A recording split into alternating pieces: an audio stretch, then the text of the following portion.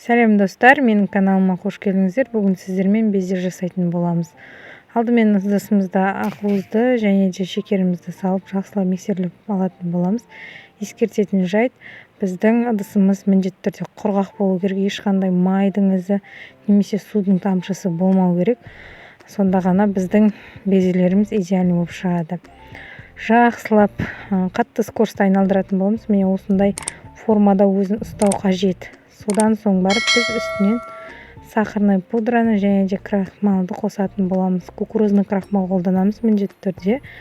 Біздің массамызды басып алмай, осылай біркелкі болғанша араластырып алатын боламыз.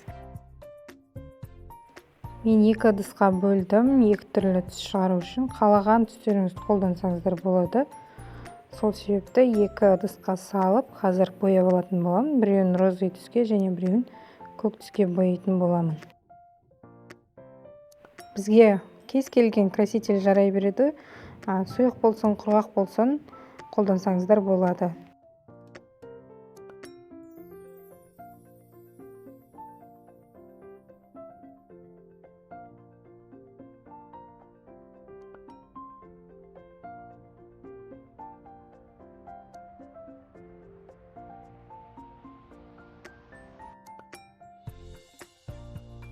Алдымен мен безені шпажкалерге орнататын боламын. Шпажкамызды осылай салып аламыз да, сонан соң барып узорларымызды құятын боламыз. Безенің маңыздылығы басында айта кеткендей, ыдысымыз құрғақ болу керек және де жақсы миксерлену керек. Өз формасын ұстайтындай жақсы миксерленсе, осылай өз формасын жоғалтпайтындай болады біздің безелеріміз.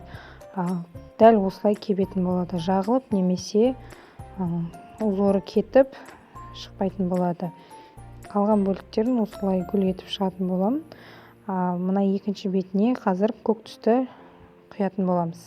Безелерді 100-130 градуста кептіремін, асты үстіне қойып, 2 сағат немесе 2,5 сағат аралықта кебетін болады біздің безелеріміз.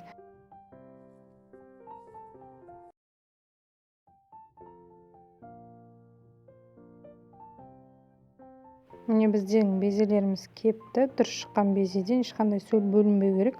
Осылай құрғақ күйінде кебіп шығу керек.